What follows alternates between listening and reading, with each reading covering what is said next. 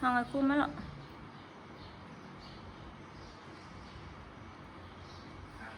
กินข้าวกับหยังหรอกับปิ้งปลา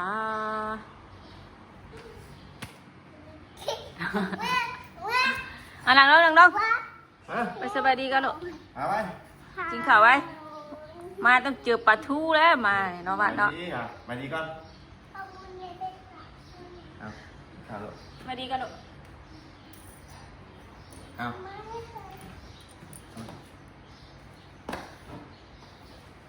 กินเลยมึงเก็บปลาทูมาเลยโอ้ยดูเก็บจังหวะปลาทู ข้าวเด้อ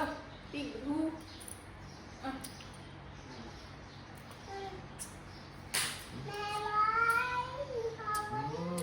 นัวจังเลยเนี่ยกินน้ำกันลูกเนาะ เดี๋ยวบ้าง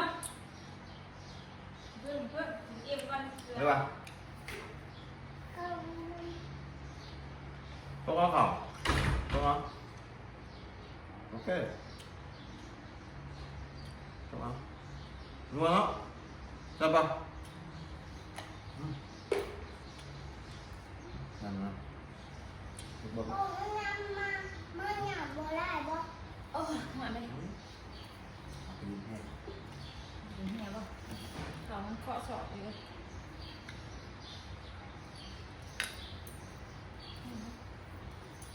ให้มาลูก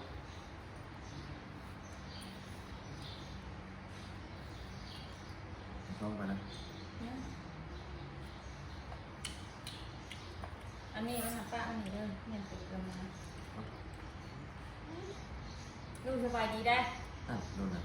สบายดีปลาลุงข้าวเด้อ เอาข่าว เห็นได้แค่ทุกกันซิ้วเป็นตู้อยู่บ่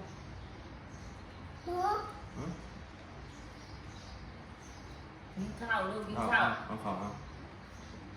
ไปกินข้าวอะไรจะงามนะ มาเอาไปวางเอาวะ ต้องน้ำไหมกินข้าวกินน้ำเลยข้าวน้ำเลยมีปลาทูเลยมีปลาทู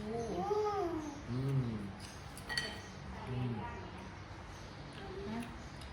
เอ็นเอาได้เลย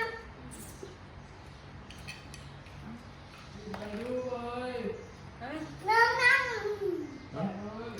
ตั้งไหนเนาะ คุณ ขอบกรอบเลยขอบ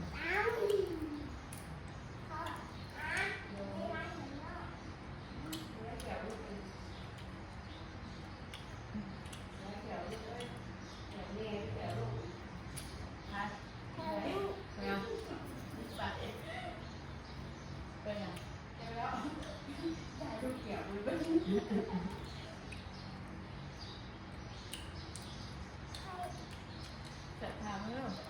ลงบ่ อันว่าเอาเด้อ nhá rồi ôi ăn chỉ phá đi mà hả chị ไม่เหลือไม่เหลือเนาะ เอาว่าน้ ไม่เหลือค่ะแต่ก็ไม่เหลือ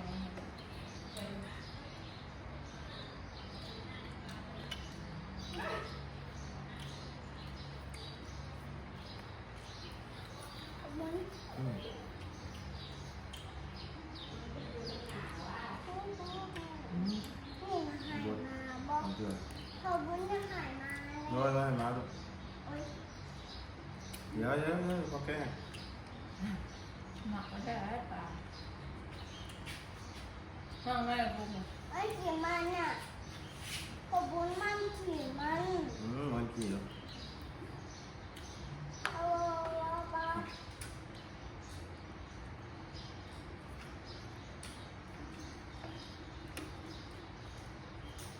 เรื่องนี้สอนเด็กกินได้นะมันเลยเห็นให้อิ่มไว้กินยังจะตามมันจะใหญ่กินน้ำจ่อยเองกินกับพวกเดียวอิ่มเท่าไหร่น้ำมันอิ่มเท่าไหร่ มาประมาณว่า หน้าเป็นหมาครับว่าเนี่ยข้าวแก้วอ่ะ เอาข่าวเอา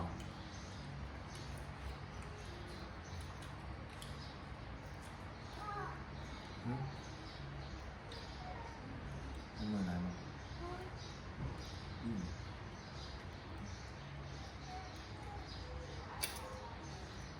ืมอ่าไม่หลาย เอ้ามันมาแซ่บนะพ่อ ข้างนี้นะ ไปดูว่าผักเอาไหมเอาเนี่ยผักเป็นพวกเลย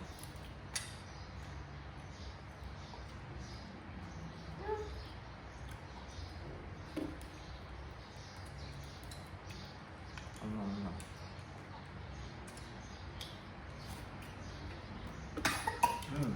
หนูว่า จำมาหันละ อืม ลูกกินลูกกระจับใช่ไหมเขาจับไปเลย อืม ข้าวจ้ำปลาแดก ตื่นมาชิโร่ตลาดนัดแบบนั้นนะเซ่บอกไหม กินได้บ่ปลานะปลาทูกินบ่ได้ให้อากินนี่ กินเด็ด กินนี่บ่ได้บ่กินน้ำดีกว่า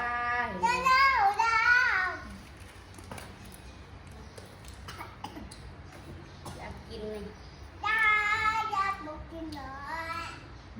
อืมเอาข่าวเอา ไปดูมาอีกพอคนมาเอ้ย เดี๋ยวให้กิ๊บ อืม อ้าว เอาแล้วกินแดดเอาไปกินปลาเจ้า ผมผิดทั้งสวนมันเลยไปคอยเห็ดหมักนี่เก่งอ้าวเข้าเลยเอา เอาไม่เอาข่าว มันไปซิ่วนะซ้ำนี่กุ้มให้แม่แกะนะเมื่อวานนี่ค่ะ ไปซื้อ ซิ่วในตู้ซ้อนเลย จะกินได้ ทอดอะไร จะเอากุ้มเห็ดยังไม่ได้เห็ด เยอะจัง เอากุ้มทอดนี่ทอดมันอะไร ไม่ดูก็ต้อง นะ ไม่ทอดมันกับกรอบอืมนี่เลยกับกรอบสีขาวกรอบ ในตู้มันว่าดูเตี้ยแล้วมุกปลาคอปลาแหลกปลาคอแล้วนู่นนัวเลยมันทำกันได้แดงตรงเนี้ย เราซ้ำอีกมันกับมือ มีพัก เวลาทางเขาเจ้าถ้าอยากมีเงินหลายเด้เขาสิซื้อมาแจกเบิ่งมาชวนทุกเจ้าลำง่ายว่ะทานมันเบิดแล้วอ่ะ เอาวิทย์มาตั้ง ได้ถามแม่ตัวโตมาเราสั่งมาได้ป่ะ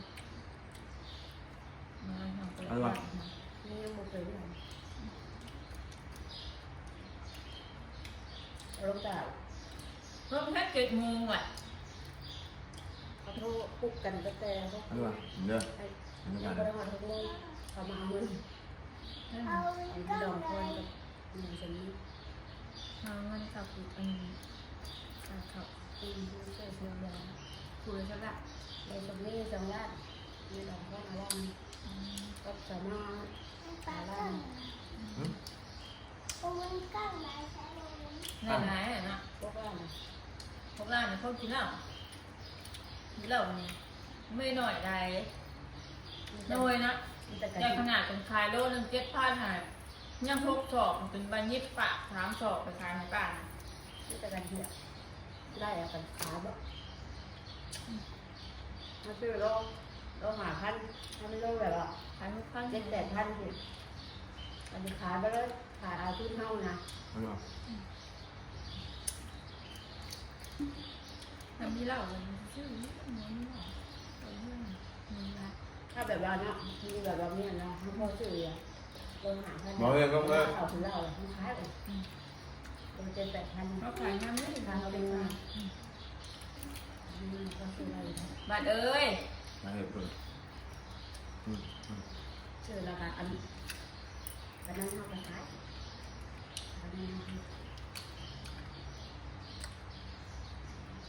ได้มา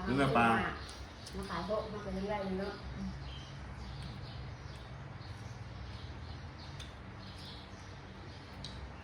เดินแล้วไง ขายพันมากดูรถนะ ง่ายเลย คือมันน่ะ เขามาบัดเขาบัดเขาอยู่บ้านยังไงมาทางนี้ ข้าหลังทงเทียน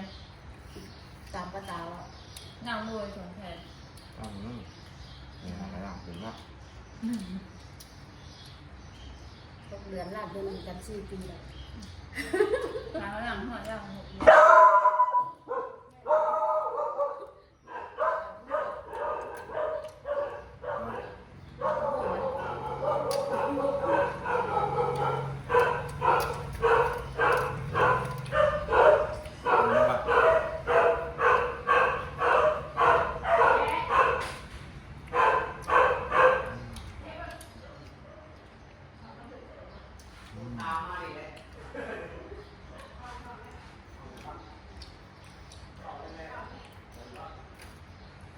มันน่าบอก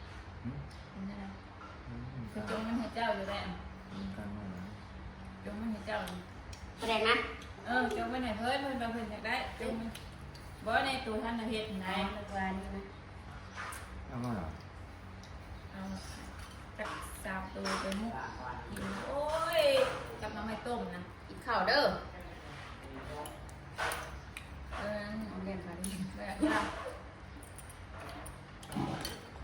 ข้าวมันหนาปะปะ บอกกันคือเปื่อย ถ้ากินที่ตัวเป็นไงเนาะนี่นะจงเป็นยังไง อันนี้มันก็ละเปล่าเรียบร้อย นะ เปล่าคือแดงคง นะคุณแบบมีหลายตายเลย อันนี้คือแปลกแบบนึงยังเลย ปะ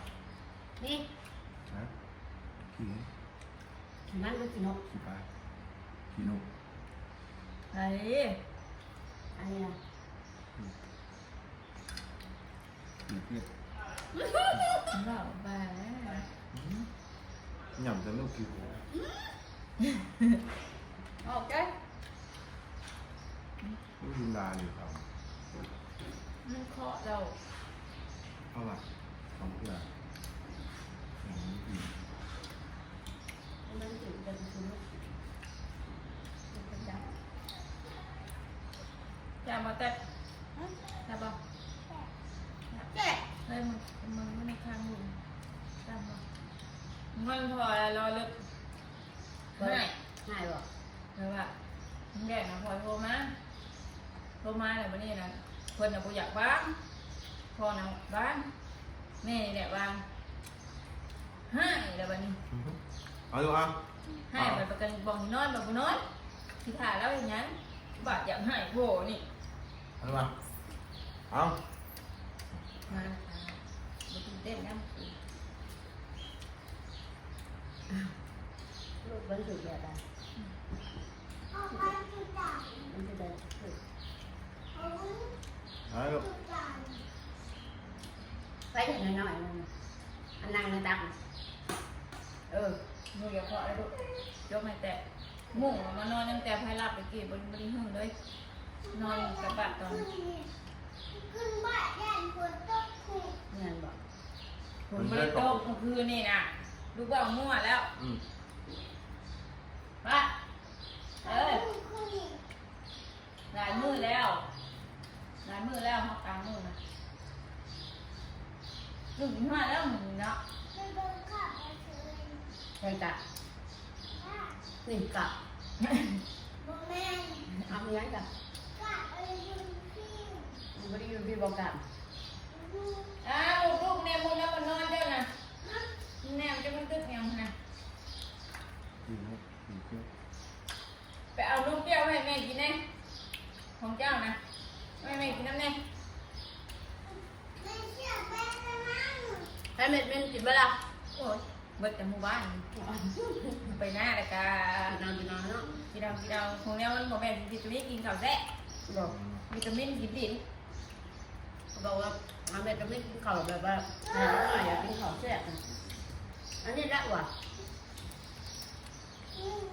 ให้หลับอยู่ได้ เฮ้ยทีวีอ่ะ Ừ. พ่อทำนี่ทีวีบอก Ừ. มึงแงหมดอ่ะมันพี่น้องจะไปจากไว้ น้องหนึ่งหย่อไหนบอกผ่าเงินกับผ่าเงินกันเงี้ยว เริ่มไม่ต้องจากนี่ทั้งหมดค่ะ 我可以爬的，这个是上，我这挺好呗，这个我的它，这个 โอ้แม่เทปชิโร่นะอ๊อกอ๊อกทางควงแม่ 韩国婆妹呢？ ให้ทางควงของแม่ลงมาขึ้น วาดบ่พังความ ให้บอกทางควงของแม่ลงมาขึ้น วาดดื้อห้ามใจเลยแต่กันจันอยู่ นั่งของแม่สิ งามบ่ดำขี้อยู่กันน้อยๆจะจ้อยดำขี้อยู่ แม่กินเด้อเด้อแม่พุ่งท้องเด้อ น้ำมากจะเด้อๆจ้ะ 我要听， แม่บอกน้ำมากจะเด้อๆจ้ะ 我要听，你不要听， แล้ว เอ จะ อ กิน ไปสิแก้กันนี่นะ อ่านดำเด้อ แม่พูดดีได้นะ 我你 เป็นไผเป็นไผ ไม่ไรตูนไม่โอ้พ่อไปพี่ปุ่นแม่ไปไป เป็นอ้ายเจ้าลูก ออกอ้าวสิเรา 爱妈妈， ไล่ออก เอาไม่รู้วะ เอาไป ไป อ โอ้ อก ไม่จะไม่กวนทำขยะไม่หรอกห่า โอ้ออกไป โอ้ บอกไปสิโอ้ เชิญตัวยังหมูลง ออก เบื่อเลย ออก น้องปิดเล่าดิปิดประตูแม่หน่อยดิลูกดึงเข้ามาโอเค มันเข่าก็ได้แล้ววันนี้จำหน้านะโอเค เอามาเอา เอาไปมันก่อน เอาบิน เอา ยังพัดลมไปไว้ 哇哇， มันเอาให้อ่านนึงลูกอ่านนึงไปแจกข้าวไปเดี๋ยวเขาจะซื้อไม้อีกบนรถจ้ะ ดีกัน ให้ดีๆลูก เอาว่าให้อ่านนึงนะ ดีกันอาอยู่ซื้อไก่ทอดไม่คนกินนี่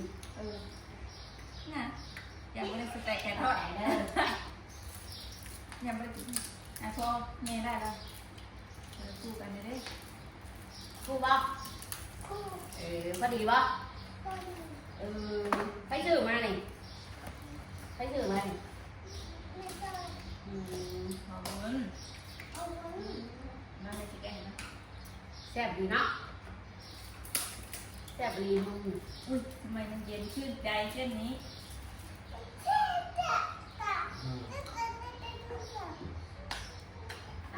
บอกไปเที่ยวเต้นหรือเปล่า มีเงิน โอ้เขาไม่ บ้านน่ะเที่ยวนั่นบอลมันไม่ได้อยากไปมันอยากไปแต่มุกนะงานทางนี้นะอยากไปแต่ของเด็ดบ้านคุณหมอย่ำเงินร้อยเทืออะไรนี่นะ ไปบ้านคุณหมอ บึ้ง อยากไปมุกนี่นะดูหน่อยเนาะวันเขาดีเนาะ ครับ เฮ้ยอยากไปบ้านคุณหมอเหรอ ไปฉีดยาว่าบ้านคุณหมอ ถึงยาวว่า เธอจะไปเหรอ เล่นเป็นไรเอาว่าชายมือตรวจ เมียนแต่งหน้าตัวแต่งหน้าเนี่ยคุณก็หน่อยมีเบิร์ดได้ เจ้ายอม เครื่องครัวอย่างมีเบิร์ดได้เผื่อว่าซุปเปอร์มดเจ็ตแบบว่าเข็นเขาซื้อของยังเสียมีเบิร์ดได้อีกหน่อยเขาเลยติดใจชวนไปโทรไปฮะ ไปบ้านคุณหมอที่ทานหมอโยมสี่ตัว เขาบอก ไอ้ว่าสี่ตัว แล้ว